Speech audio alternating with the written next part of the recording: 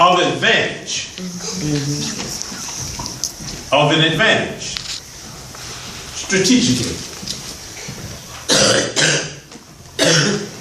In military terms, they strategize. They think about things. Yeah. What is the best place? What is the best move? And in chess, it's the same thing. It's a game of strategy. If I move my piece here, I'm in a position to take advantage of something to come. Right.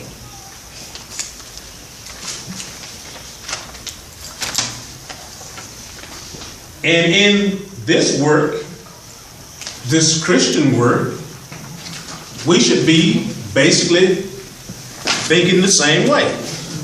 What's my next best move? What's the plan that will put me in a position to be of use, or to be in a position to be used by God? Because that's where that's who we are in this way. How can I be? What would be the thing that will put me in the place where I need to be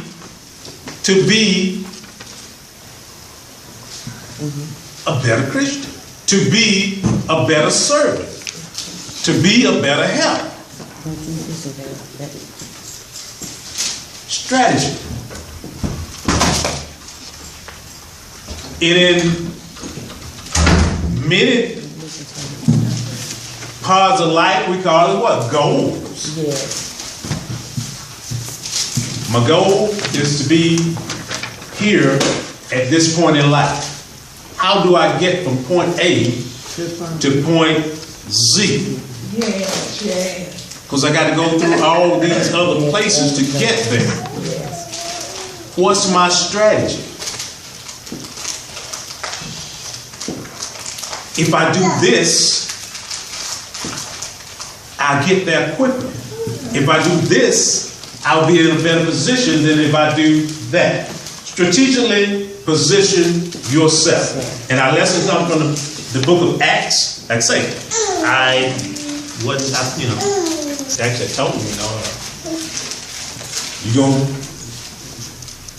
there's going to be some problems.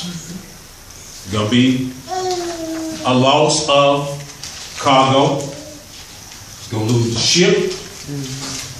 But there won't be any loss of life. But there was a stipulation even in that, wasn't there? What was that stipulation? In that, he told them, but you must do what? Don't be afraid. No. Hold on to the pieces of wood and not try to swim ashore. They had to abide in the ship. See, some wanted to jump overboard. Right. Some wanted to go jump in the lifeboats and run off. But that wasn't the strategy. Right. That wasn't how God wanted it to be. Right. He said, there's going to be some loss. In life, there's going to be loss. Many times we're going to be in the storm, and there's going to be loss due to the storm. But God did not want us to always jump overboard in the midst of the storm. Sometimes we run away from the storm when we need to ride it out. Because if I run over there, I'm in the wrong place. God is here. Is that door locked? Unlock it. See, many times we walk away from God. God is working here. And we take off and go over here because it got hot over there. It got hard over here. But this is where God wants you to be. Conditions changed over here. But this is where God wants you to be. But Paul had to tell him again, okay, you can't do that. We must all stay in the ship. In order for us to survive, we must all stay in this sinking ship. I mean, the ship was sinking too. I mean, this ship not just sinking, this ship was tearing apart.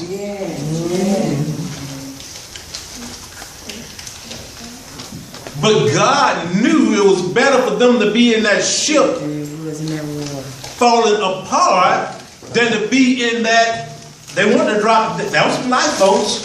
They wanted to drop the lifeboats. But God wasn't in the lifeboats. You see, sometimes we think God is in places where, see, this looks like the safest place. Right. But God has told you, this is what I want you to do. I don't want you in what you think is the safe place. I want you here. So this is where Paul had, this is what they had come through. And our memory verse said, the memory verse, I will stand upon my watch and set me upon the tower, and will watch to see what he will say unto me, and what I shall answer when I am reproved. Habakkuk 2:1, the King James Version. I will stand at my watch and station myself on the ramp. I will. And I wait to see what he shall say, right?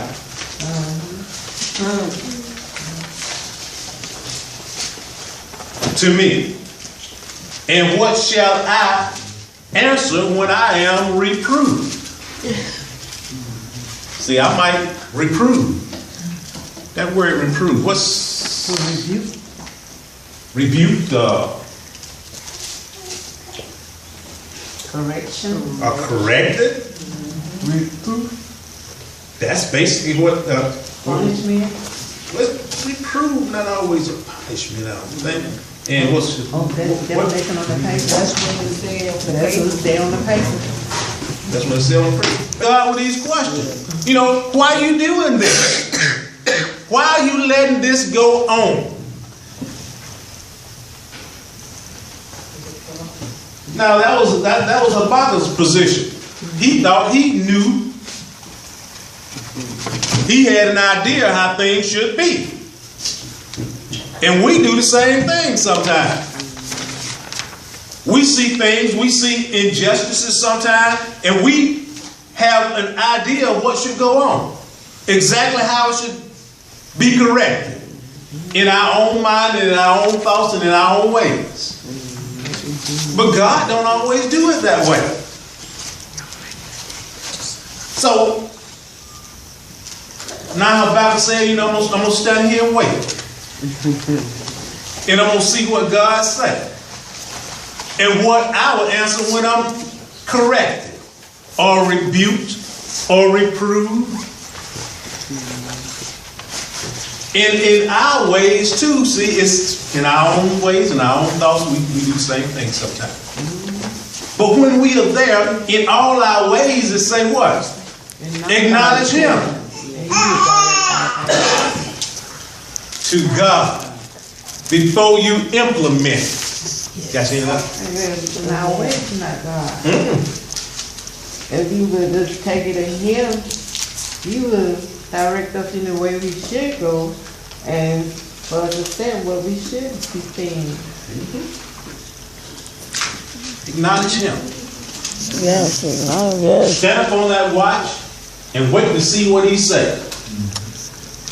And then once He speaks, what shall I answer when He rebuke and correct me? Do I continue on my own path? No. Or do I conform to his will? Conform to his will. You see, we have a choice at that time.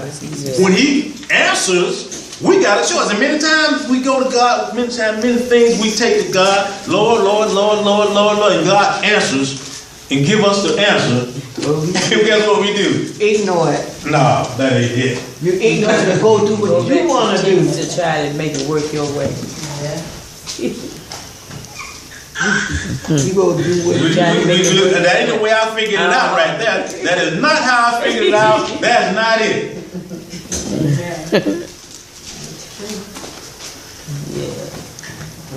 So we have a choice at that point. Just as Habakkuk said, now what's my going else? You either acknowledge and conform or go on with yours. See, God do us like we do our children. Just holding you down, throw it overboard.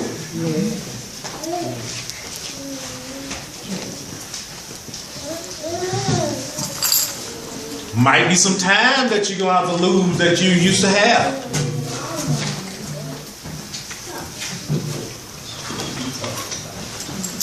You know, you used to have this time. Now you don't have that time because it's used. We're talking about used by God. Used in the work of God. You know what, Elder Miles? If each and every one of us stand still for a minute and look back and realize God prepared the pastor for this day. Yeah. The pastor prepared us for this day. The pastor has handed us the ring. Are we going to drop it? That is the question. Are we going to drop it? No. No. Got to keep going. Once again, our salvation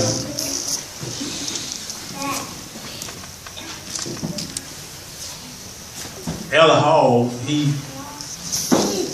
gave us those things that were needful for us to know where we need to go and how we need to get there.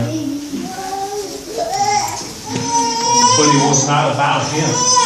Yeah. Come on now. Bring it back home. Say it again.